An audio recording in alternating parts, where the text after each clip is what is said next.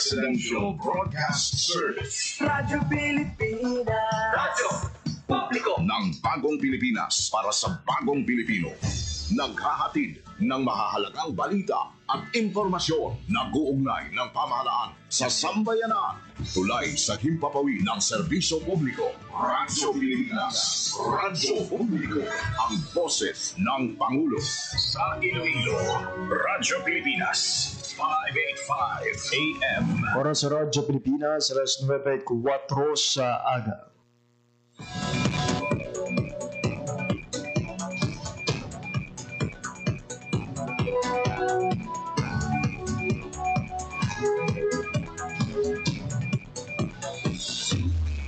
Western Visayas, Panay Island na tinamaan itong island-wide blackout. Ang pagsulod mo gate sa mga ating watershed. Pinaka-purpose na ini para sa operation nato. We have that in collaboration with the department. I am again standing up. Mapigtahan ang ina freedom of expression. Office of Civil Defense naman po. Balita, issue, kag iban pa. Diri sa Radyo Pilipinas. Radyo Publiko.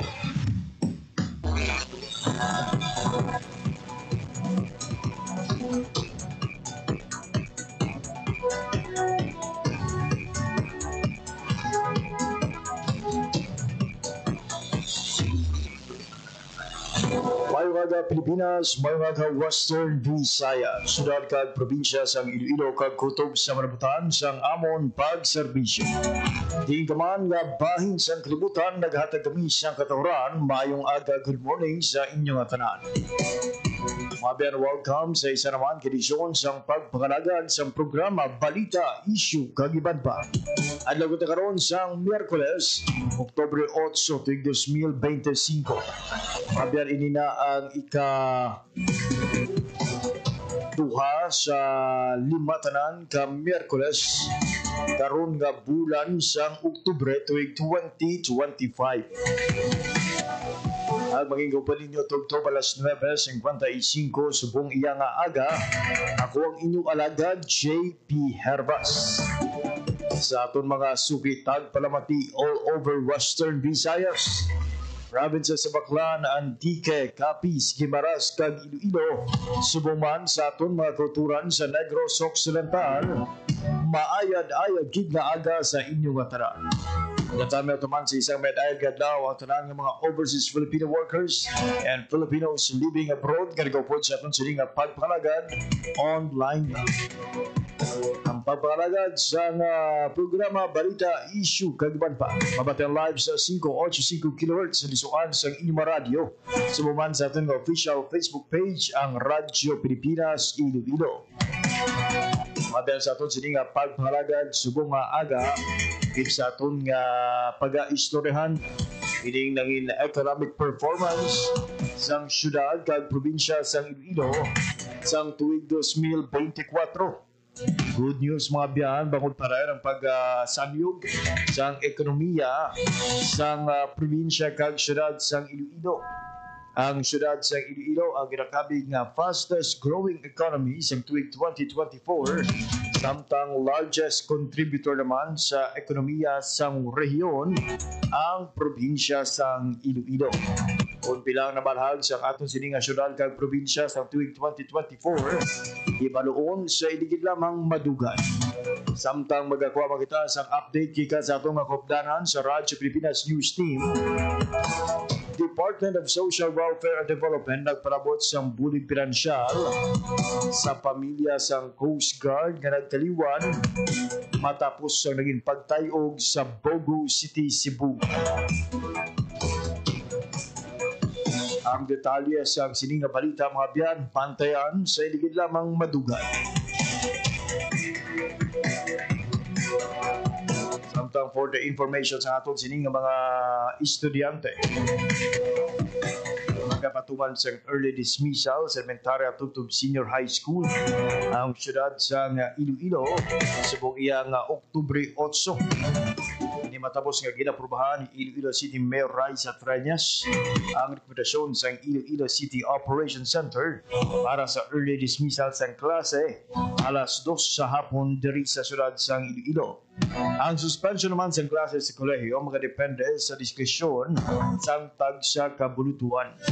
Sadig sa weather advisory kag recommendations ang Iloilo City OPSEN, padayon nga maka-experience ang syudad sa malaing nga kondisyon bangod sa Intertropical Convergence Zone kon ITCZ.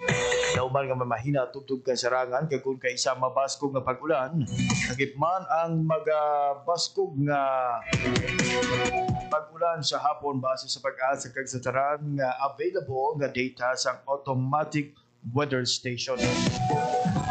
Dugang pa diri may pila ka lugar sa syudad ang naka-eksperyensya sang pagbaha sa madalanon nga naghatag sang risgo sa mga estudyante kag residente nga nagabiyahe sa hapon bukod sa madanlog nga dalanon kag hindi maayo nga visibility.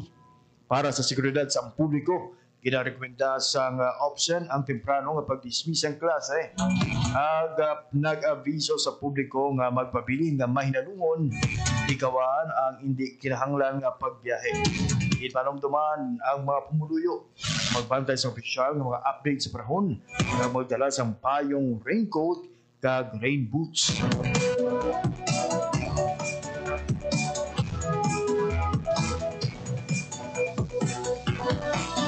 Sa bahin sa Central Philippine University mga biyan, nagpabutyag man kung nagpagaman siyang anunsyo ang nasambit nga universidad. Classes in the basic education levels will only be until 12 noon. Ang face-to-face classes sa kolehiyo, undergraduate levels will end at 2 p.m. Mga faculty members sa nasambit nga bulutuan, yung maghatag sa asynchronous classwork para sa mga klase pagkatapos ng alas 2 sa hapon. The College of Law, College of Medicine and School of Graduate Studies ang mahimo magpatigayon man sa mga arrangement para sa ilang mga klase. Kagbangon University Week subong sa nasambit nga universidad, ang mga aktibidad sa UWeek 2025 will go on as scheduled. Alas 9:11 na sa aga. Ibalo na ito mga biyan ang maging paniyempo sa mga adlaw sa Miyerkules sa pag-asa. Pag-ulang na ito, nag-istoryahan mga biyan ang tuloy sa early dismissal sa mga klase sa buong iyang Miyerkules. May likely nga alas 2 karon sa hapon na-experience na sa pag-ulan ng aton sining nga mga area diri sa syudad.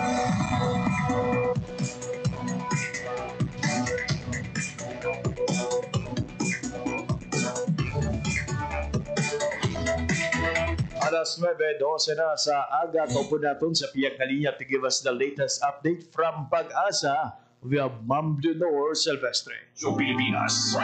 Ma'am Leonor, good morning. Hi, hello everyone. Good morning. Muna ang ating latest weather update para sa mga adlaw sa Wednesday, October 8, 2025. Intertropical Convergence Zone or ITCZ ang mag-a-affect sa May Visayas, Mindanao, Palawan. Northeasterly wind flow naman ang nag-a-affect sa may eastern sections of northern and central Luzon.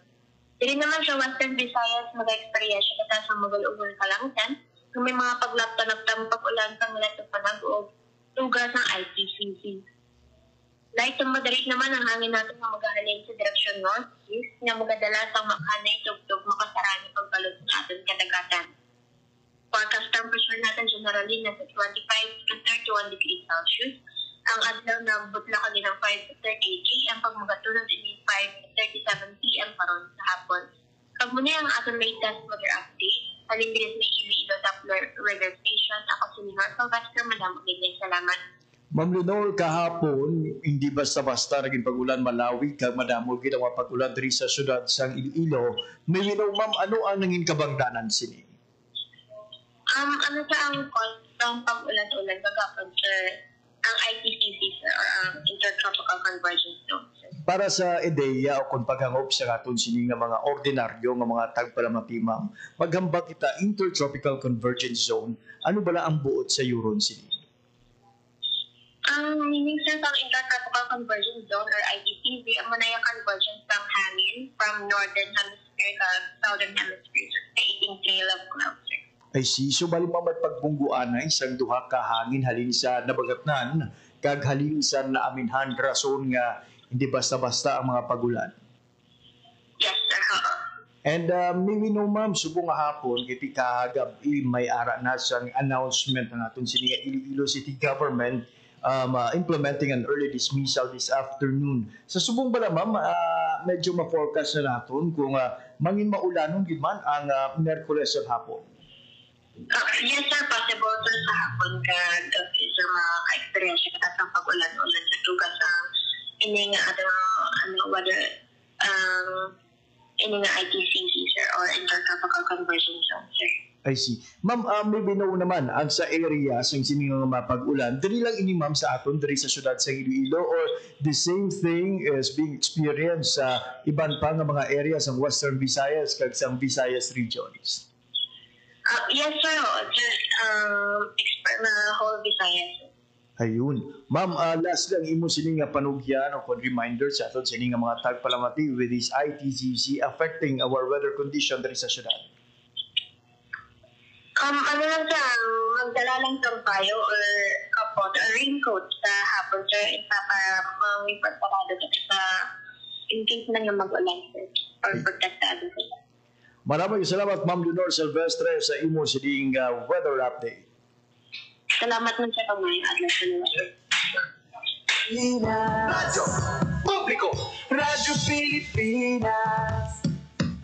And there you have it mga biyan, ang latest update sa lakat sa Brahon. Idulong sa aton sa Pag-asa Iloilo with Ma'am Leonor Silvestre sa Piyak Galinia. So ITCC kung Intertropical Convergence Zone nag-apekto sa aton sininga panyempo diri sa Western Visayas kay banpang mga areas sa Visayas regions kag patag sa aton sininga Pag-asa ang ITCC ang mga pagbungguan kung convergence sa hangin halin sa nabagatnan kag sa hangin halin sa naminhan or the northern winds kag sa southern winds. Rason ko nga tamaan gali kainit kung aga tapos paglabot sa hapon perte naman ang pag-ulan kag subong hapon mga biyano sa bigman sa Pag-asa dako ang posibilidad nga maging maulanon ang aton sining panyempo karon sa hapon. Kani sa aton sining makuturan, despite yung early dismissal sa makuturan nato iya nga mahimo pa magtiner ka maglagaw-lagaw sa syudad, no?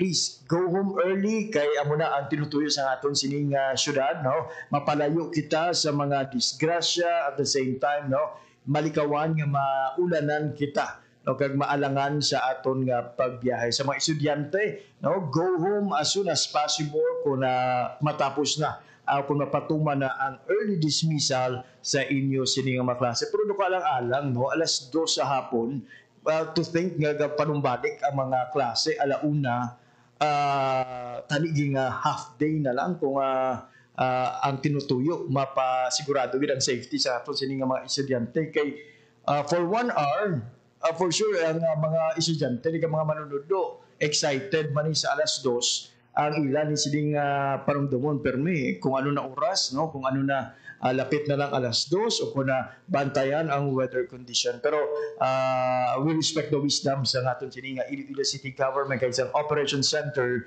sa pagpatuman sang sining early dismissal which will start at 2 p.m. Oras sa Radyo Pilipinas, alas 9:17 sa aga. Sa sining oras mga biyan, magakuha kita sa update gikan sa Department of Social Welfare and Development. DSWD Field Office 6 nagpalabot sa bulig pinansyal sa pamilya ni Philippine Coast Guard Seaman 2nd Class Palomo na taga Pasig City nga nagtaliwan matapos ang linog nga nagtaliog sa Cebu. Ang detalye sa balita sa report ni Lodi Marian Grace Arenieta. Radyo Pilipinas. Radyo Pilipinas. Report. Lods, good morning. Lods, good morning. Nagpalabot sa bulig pinansyal ang aton nga Department of Social Welfare and Development Field Office 6 sa mga pamilya ni Philippine Coast Guard or PCG Seaman 2nd Class Lawrence Palomo nga taga Barangay Himat-Ipa City nga nagtaliwan matapos ang naglundad ng 6.9 magnitude nga linog sa Cebu sang September 30. ang assistance loads ang ginpalabot no sa ginikanan ni SN2 Palomo sa inalom sang aton nga assistance to individuals in crisis situation program para nga ti makabulig sa immediate needs sa mga pamilya man ni SN2 Palomo. Nagpabutyag ang aton nga DSWD6 ang ila pakigunong sa pamilya kag nagpahayag man sa ila nga commitment nga ti ang aton nga ahensya ready kag anytime handa no nga maghatag sang ilaman nga serbisyo sa mga maapektuhan sang anuman nga kalamidad o kon emerhensya. Makita naton Lord sa aton nga Facebook live no ining photos sang paghatag sang assistance. Makita naton ang nanay diri no ni SN2 Palomo, si Nanay Digna nga nagbaton sang sinima nga assistance kag sang iyaman nga tatay. Last time Lords pagkadto naton didto no sa Ilabalay sa Barangay Himati Pasay City gimbabangkot natong kung may ara na ba na naka-extend sa ila nga bulig in according sa iya ang aton nga PCG wala man nagapabaya sa ila and now gani ang aton nga DSWD nagpalabot man sa financial assistance. For the information sa aton nga mga tagpalamati no si SN2 Palomo Lodge nagtaliwan ini siya matapos na nahulugan sang dako nga bato or halin ini lodge no sa dingding or wala kita kabalo kung ano no basta naghulog ini sa iya nga ulo kag according diri no sa iya nga nanay manugwa na tani lapit na lang gid ang exit no. Unfortunately nag-burn out wala nakita sang iya bata kag sang duha pagid nga personnel nga nagtaliwan man ining dako nga bato nga amo man ang gitunaan sang ila nga kamatayon. Actually Lord si SN2 Palomo nakagwa na ini siya sa gymnasium sa San Remeo galing kiti balaan nato no ang ato nga PCG every time may ara sa mga kalamidad or ano pa man dira nagabulig min sila no sa aton nga mga pumuluyo. So those nga ara sa sulod sang gymnasium nga nagalantaw sang hampang sa tunga sang PCG kag PFP ginbuligan pa ni SN2 Palomo nga makagwa. That's why nga nagbalik siya sa sulod pagwa kapila na ka beses nga nagwa sulod para lang nga magiya sa tong ara sa sulod kag hambali nanay niya na pagwa na tanan sila na lang gid nga bilin magwa na tani. Unfortunately nag-burn out kag didto no na roofstock or narumpag Lodge no ang bahin sang gymnasium maamo to ang gitunaan man sang kamatayon. Pagkita nila Lodge no sang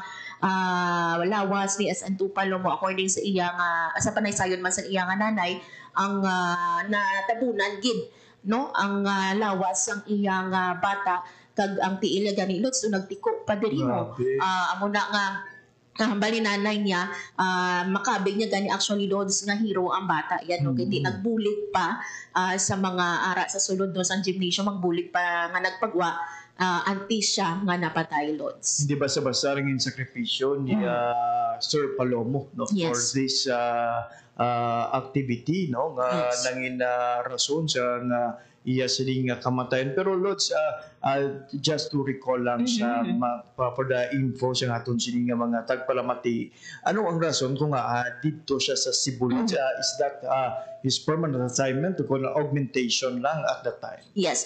Ang aton Lodge or si SN2 Palomo nagsulod ini siya kung di kita man sila 2022 sa PCG Lodge kag dito siya na-assign sa Cebu.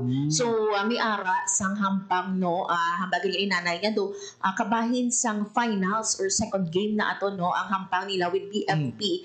That's why nga nagpabilin siya para maghampang pero habahin na niya nakaschedule na siya tani nga magpauli pero naghampang pa siya that time.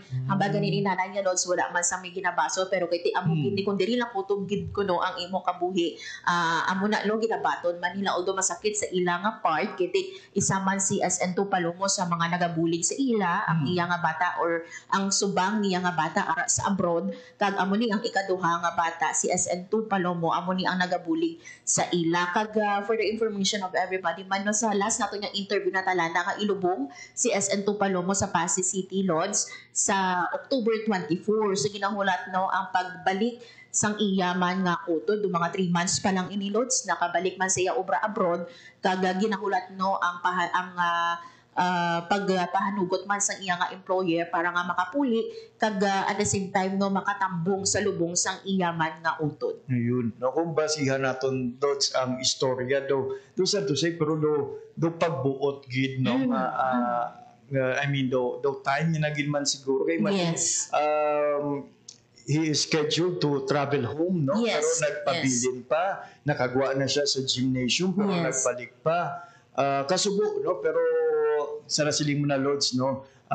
Feeling ko may mga biyan, no? May mga reasons, no? But ang namin lang sa siniya na naging kabuhi ni Sir Palomo is that napatay siya, Lods, while in service. Like, ipakita niya ang iya sining nga pag-ulikid kag pagdumdum sa gihapon sa iban, no? Despite sang peligro man sa iyang kabuhi. Yes, correct na, Lods. No, habalin na niya, Lods. Halin sang una, si SN2 Paloma, binuligo naman.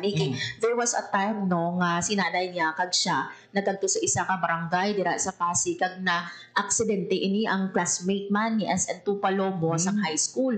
So, iya nga classmate, nag-message or nagtawag diri kay SN2 Palomo, kag ini si SN2 Palomo, wala nagduwa-duwa nga nagbulig. So, habalin na niya, halin sa una, mabuot, mabinuligon, and even ang iya, no, nga mga relatives and friends, makatestify, Lods, no, sa kabuot sang iya nga bata. Actually, no, wala na to na pakita lang da, no, pero pagkanto na to, Lods, no, sa Sabado, sa balay nila, makita na to sa babaw sang iya nga lungon, may ara dira sang Angel's Burger, may ara sa sigarilyo, may ara sang ilimnon, kiti habalin nanay niya, every time nga magpauli ni kuno sa SN2 Palomo, dira sa ila sa Pasig, kumbaga do ang mga classmates niya, kag ang mga friends niya, nagkakagto sa ila balay, kag ini siya, no, nagpainom ki, kag ini do sort of reunion sa ila nga mga classmates, kag sa ila, no, nga mga friends, kag kada tapos ang ila kuno session, Lods, nagapabakal gini siya sang Angel's Burger. Wow. So that's why kinapangkot kita, abang may pagkaon sa babaw sa lungon sang imo nga sa lungon sang imo bata na nga maya huog gidala na sang iya nga mga pakaisahan man. Amo na, Lods, unfortunately, no, ang ila nga once again nga pag-reunion, amo na ni nakahaya na, no, si SN2 Palomo, pero habalin nanay niya wala gid yaga mo si SN2 Palomo halin sang una, kag kita, Lods, nakita naton ini kiti schoolmate naton ng iya magulang, kag kita ang ila abi nga barangay, alagyan pa kadto sa barangay namon sang una sa Pasig City, sang dira ako naga-eskwela sa high school. So makita naton ini sila everyday, if not everyday man, pero ang iya nga utod schoolmate naton sa isa ka bulot mo dira no sa Pasig City, kag nakita naton ini sila halin sa high school, kag mahambal naton, Lods, no, nga mabuot gid man, no, ang ining nagtaliwan man nga si SN2 Palomo, sambit man, no, sa panaysayon sa mga kakilala naton dira sa Pasig City, kag sa mga relatives ni SN2 Palomo. For info lang, Lods, so tiro pa ni si SN2 Palomo kung may kabataan na. Ang amo pag Lods, ang masubo, no, kay ti hambalin nanay niya si SN2 Palomo, nagpasagud sang duha ka baboy sa iya para tani sa bunyag sang iya 8 ka bulan nga bata. Habalin nanay niya, antes or sa last time gani nga pagtawag, no, o pag-istoryahanay, nagpangamusta pa ini si nanay niya, no, or si SN2 Palomo sa iya nanay, kagabalin nanay niya sa aton nga interview, siya ni ang nagasagod dira sa ila balay sang baboy para nga tani magpabunyag. Gabalin nanay niya madamo pa sang plano ang iya nga bata. Unfortunately, amo pa ni, Lods, no, ang natabo. So gimangkot man nato last time kung nakabisita na, no, sang Sabado ang iya nga partner man kag ang bata niya. So ang balin nanay niya posible sang afternoon sang Sabado nagkagto dito sa ilang balay. Ayun, kabay pa, no, nga mahatag ang nakaigo nga pagkilala kag bulig pinansyal, no, sa pamilya Palomo despite sa early nga kamatayon ni SN2 Palomo, kabay man nga magserbe inspirasyon sa iba ng iya sining nga kabuhi, kag subong man kaisog sa pag-alaga diyan sa iya sining katungdan. Yes, kag amo nagay ilon sambal nato, no, ang hindi mo gid mapaktan ang kabuhi, no, last nakaistorya pa ini sila sang utod nga babae before sa kampang. So that's why si nanay niya wala man una even kadi si nanay niya doon sambal gani paglinog kami nagbalik kami tulog, pero nakibot lang ako mga around 1 AM sa aga, naghilibion ko, no, ang iya nga bata nga abroad. Abi niya kung ano natabo sa iya bata nga yara sa abroad, pero ang rason gali sa paghilibion sa iyang manya nga bata ako ni ang pagdala sa iya sang balita, no, nga nagtaliwan ang iya nga bata dito sa Cebu. Ayun, Lods, madamo gid nga salamat sa imong nga balita. Report gikan sa DSWD para sa Bagong Pilipinas, Marin Grace Aranyata, Radyo Pilipinas, Radyo Publiko. Radyo Pilipinas. Radyo Publiko. Radyo Pilipinas. Oras sa Radyo Pilipinas, alas 9:28 na sa aga. Mabiyal sa aton sining pagpanumbalik Update gikan sa Philippine Statistics Authority. Nagkataran sa Provincial Product Accounts 2024 economic performance ng probinsya kag syudad sang Iloilo pagkatapos lamang sang pila ka pahandom. Itinuloy na po natin ang zero balance billing. Libre po.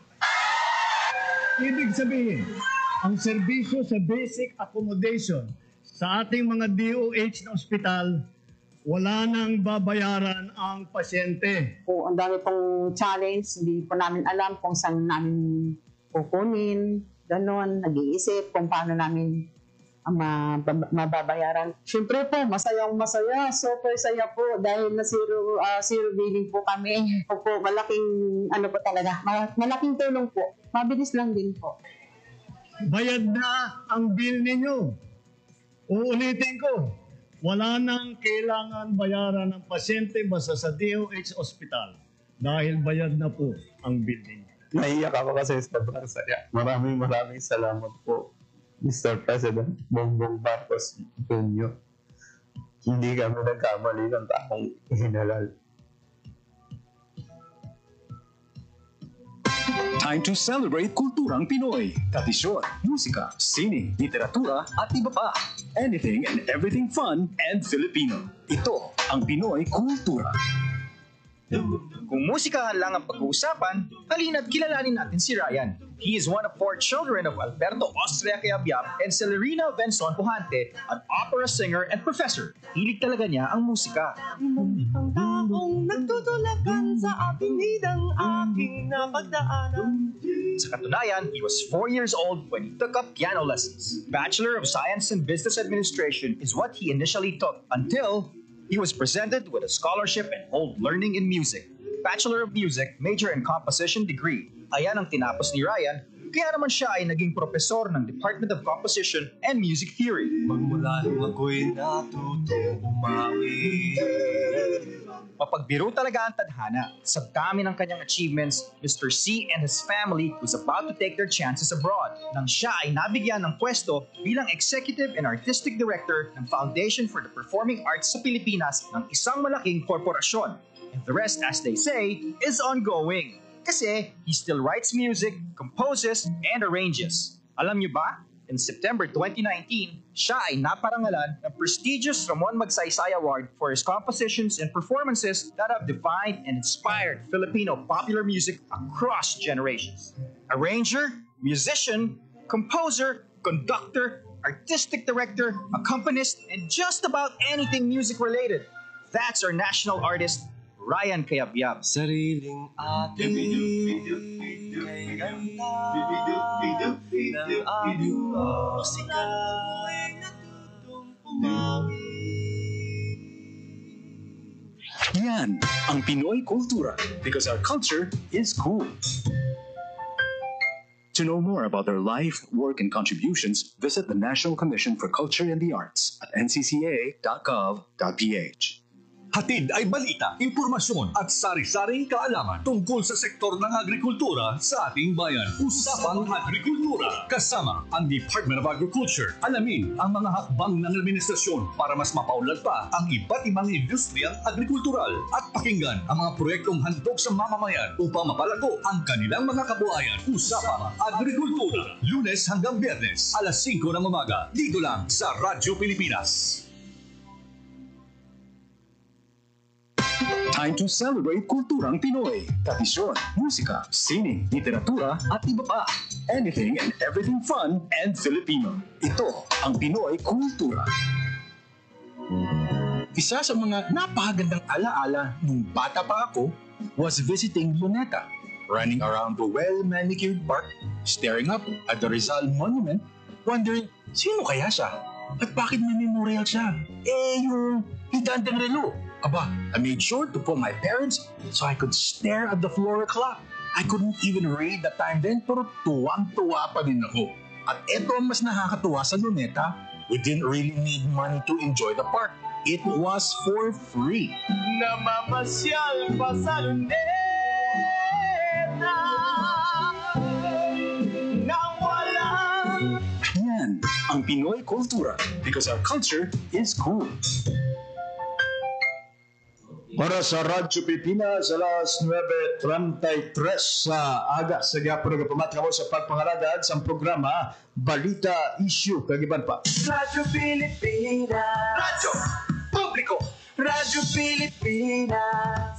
Mabiyan, subong Merkules, ginalauman ang pagpaambit sa aton nga alkalde sa iya sining State of the City Address. Ano pala ang katuyuan sini kagano ang lauman sa sining manginpayag sa aton nga alkalde.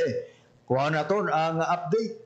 Pinagi sa detalye sa balita ni Janelle Baclay. Radyo Pilipinas. Radyo Pilipinas. Report. Jen, good morning. Good morning, Jeep. Alas 3 karon sa hapon. Natala na nga maghatag sa iya pinakauna nga State of the City Address si Mayor Raisa Treñas II, no, kadungan sa iya lampot na sa alkalde sa iya isa ka gatos nga pagpangalagad bilang Iloilo City's Chief Executive. Hiwaton ini sa Kerr and Company building sa atubang sang Iloilo City Hall. Kagaginalauman nga iplastar o kag ipalayag sa aton sining alkalde ang mga accomplishments sang iya administrasyon sa sulod sang isa ka gatos ka adlaw halin sa nag-umpisa ini sa pagpangalagad sang udto sang Hunyo 30. Mayara sing 40 ka mga key projects and initiatives ang ginlunsar sa administrasyon ni Mayor Raisa Treñas kagay sa ini sa mga igalakip sang alkalde sa iya karon nga soka, no. Isa sa mga o kung lakip sa mga ini amo ang mga accomplishments sa patag sang health, education, social welfare, peace and order, kag subong man infrastructure and development. So may ara sing mga ginimbitaran, no, nga mga opisyal mangkaron ang aton siniya nga alkalde sa sining masiling naton nga tito historic sa part man ni Mayor Raisa Treñas ining 100 days niya nga pagpungko bilang alkalde chief, no.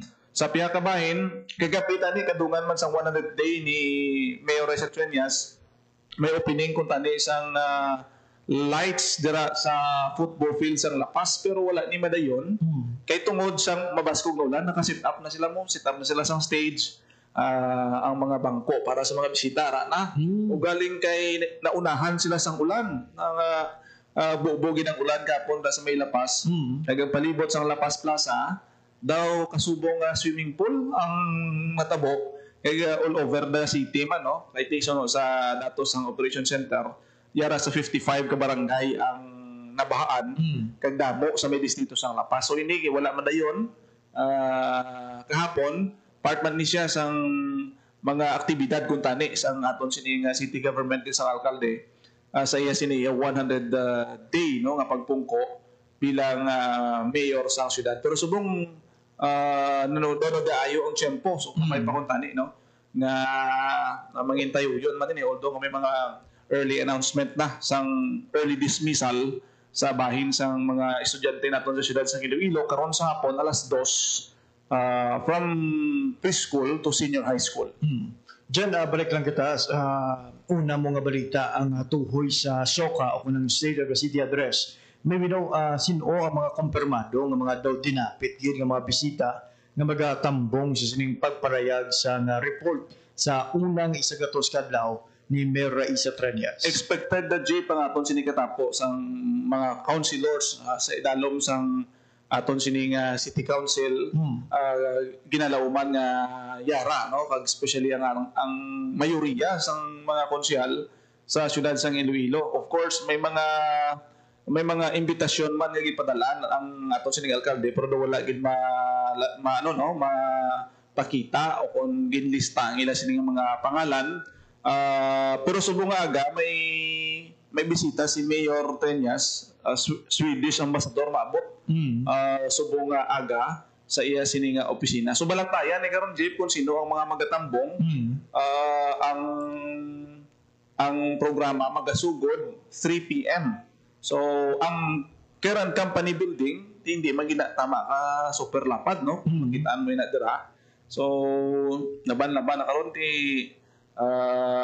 siguro hindi man siling tanan makasulod kid. Kay bala naton nga may mga gusto man natani magpamati pero limitado man ang area dira sa current company kay ang nagakatabo sina jeep supposed to be sa una nga ang SONA o kunang SOCA sang naton sining alkalde ginahimo na sa sesyon man mo sa sangguni ang pangungsod sa city council sa opisina sa una sa 6th floor dira na gahambal ang mayor sa atong sa mga konsehal gina-welcome sa aton sining vice mayor pero sa subong change venue ini diri sa my current company building nga bag-o lang inagin paidalom sa rehabilitasyon Jen. Speaking of gusto magpamati Jen, may oportunidad bala ang mga hindi makapadulong sa siniiyang venue nga makatanaw kung makapamati online Jen, may live streaming bala sang sininga soka. Ang aton nga CMO team no naga-set up laban-laban may ara gid na karon sang set up sa aton siniyang alkalde nga mabatian nila live kag of course i-cover ina sang tanan nga media outlet nga ti lakip sa mga ginimbitar gid sa aton siniyang alkalde siya siniyang mensahe Jay. Sa ikaduha mo dyan nga balita ang tuhoy sa natalanan kung taning pagpasanag sa public plaza sa Lapas. May may bago na nga schedule o kung how soon matuman ang ining pagpasiga? Wala pa sa official nga announcement kung saan ini siya i-reschedule pero manami gid ni tani nga manami ni nga proyekto kag ready na ang tanan kahapon no ugaling tungod sa malayo nga tiempo gikan sila ini base kung one of these days no o kung sa madason nga mga inadlaw base after sang soka sa aton sining alkalde kay ti amo ni subong ang priority gid sa aton sining alkalde ang state of the city address sa bahin sang sinang ginpatakong nga Lapas Plaza Jape no ang inang mga international lights nga na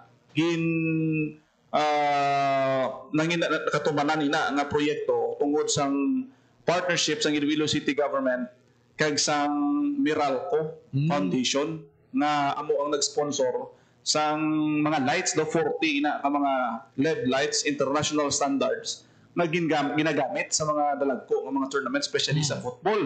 So tatlo ina nakaposte ang nakita naton na may ara sing mga suga kag tama ina kasanag kung mga coverages dira pwede gid na nga mausar kag mahimo nga mapraktisan sa aton sini nga mga naghampang sang football bisan sa kagab-ihon kay ti ang Lapas Plaza ginakabi ginaya na unique nga plaza JP sa tanan nga plaza sa syudad sa Iloilo daw dira gid ang mga facilities ang sports facilities na panghamtang may ara ida sang tennis court mayara sing basketball court kag malapad nga football field kag mayara pa na dira sing mga koi pond kag madamo pa nga mga projects so isa ina sa mga balantayan kay ti ang Iloilo Sports Complex amo gid lamang ang isa sa mga the venue nga standard pananglit may mga dalagko o mga football events so kung mayara na sang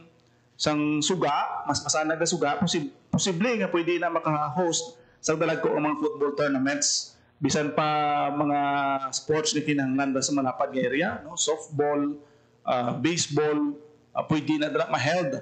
Suno sa aton siniyang alkalde. Kabay pa dyan ang naging sitwasyon kagabi, mga eye-opener sa atong city government nga while we appreciate sa ila sining efforts no, nga mapatahom gid ang aton sining Lapas Public Plaza kabay nga mahatagan man sa kaigong nga servisyon kaya madugay-dugay nga problema dyan ang pagtaas ng level sa tubig ulan o kung tubig baha dira sa area sa public plaza if we are thinking of developing sa ka-area kabay ang palibot sini makaambit man dyan pinagi sa mas manami nga flood control system kung drainage system sa palibot sa Lapas Plaza. Tisa ka panao gid ang sitwasyon sa tubig subong sa Iloilo City. Pero ang good news subong subong lang na out of 55 barangays nga ginbaha 43 ang nagsubside na.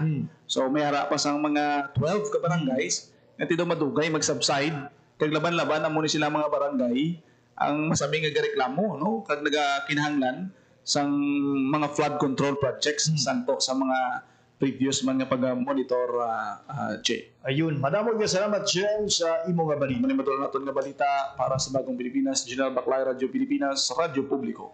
Radyo Pilipinas. Radyo Publiko. Radyo Pilipinas.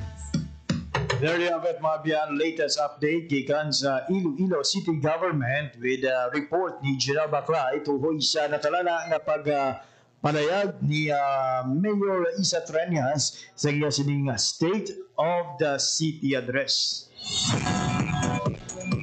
Nagaginalauman mga biyan ang additional development sa bahin sa La Paz Public Plaza. Pagpasanag siyang nasambit iya nga plaza kinalauman nga resulta pagid sa mas maraming experience, especially sa naton sini nga mga atleta o mga sports enthusiasts nga mahilig maghampang sa ito nga sports o kung mga palakasan dira sa La Paz Plaza. Oras sa Radyo Pilipinas, alas 9:44 na sa aga. Kahapon mga biyan ang aton sining Philippine Statistics Authority. Ang nagpagawa mga biyan sa resulta sa Provincial Panic Accounts 2024 economic performance sa province kag City of Iloilo. Sabahin sa probinsya mga biyan nagsaka sa 1.4% ang ekonomiya sa Iloilo sa 2024 na may gross domestic product o GDP garbanta nagdangat sa 218.86 billion pesos. Sa masobra 218 billion pesos nga GDP, 59.7% ang inaamot sa services, 21.3% sa industry, at 19% sa agriculture, forestry and fishing. Sa 2024, ang Iloilo man ang may pinakadako ng ekonomiya sa tanan nga probinsya ng highly urbanized cities ang Western Visayas nga nag-amot mga biyan sa kapin 34.1% sang 641 billion peso nga gross regional domestic product o kung GRTP. Yes, so look at mga biyan, almost 1/3 sang aton sining GRTP ang gin-contribute sang Iloilo province. Naging sa mga nakabig nga fastest growing industries ang electricity, steam, water and waste management na may 16.7%. Nagiging sundan sa human health and social work activities nga may 15.4%. Kag accommodation and food services nga may 15.2%. Sa piyak sang pagsaka sa ekonomiya sa Iloilo sa 1.4%. Talalupang doon nga naghinay inikon ipaanggid sa 4.7% nga na-record sa 2023. Sunod sa PSA, dako nga factor sa mahinay nga pagsaka sa ekonomiya sa probinsya ang agriculture, forestry and fishing nga nakabalahag sa negative 15.9%. Kung mabalikan natin mga biyan kung na-check natin ang table maging pagwa sa aton sining Philippine Statistics Authority, tayo pang doon that among all nga mga sectors mga biyan or industry ang aton sining agriculture, forestry and fishing gid lang ang pula nagapatimaan sang negatibo nga performance sa aton sining 2024 economic upgrade.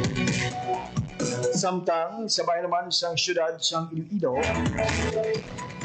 nagsaka sang 7.1% ang ekonomiya sa Iloilo City sang 2024 na may GDP nga 171.57 billion pesos.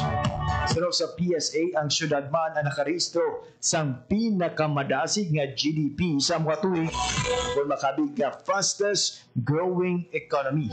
Sa mga industriya, kitaan sang dako nga pagsaka ang professional and business services nga may 14.6%, Iginsundan sang electricity, steam, water, and waste management nga may 13.1%.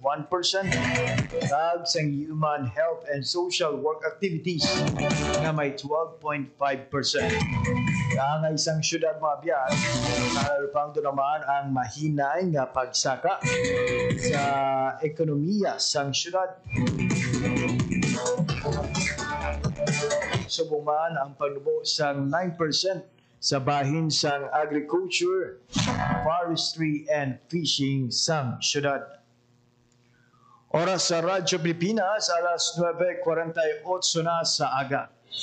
Ibang tayo mga piyan, hagilalauma naton ang posible nga pagpalayag sa mensahe ni President Ferdinand R. Marcos Jr. anytime.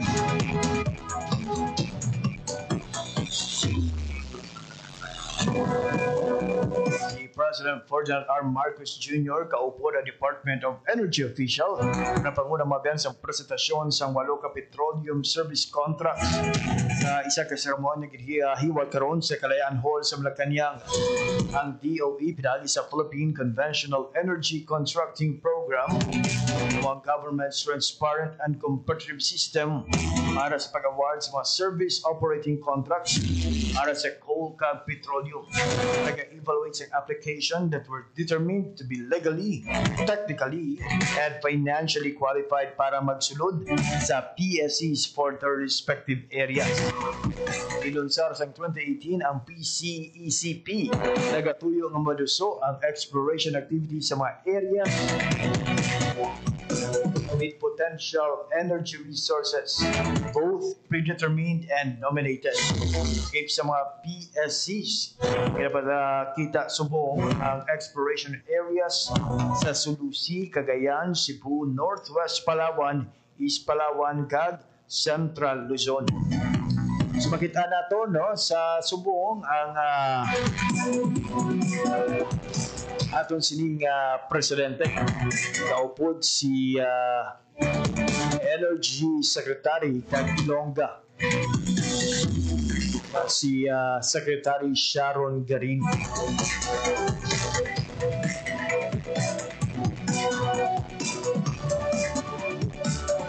Daily time soon mga biyan ha, ginalauman nato ng pagpalayag sa mensahe ni President Ferdinand R. Marcos Jr.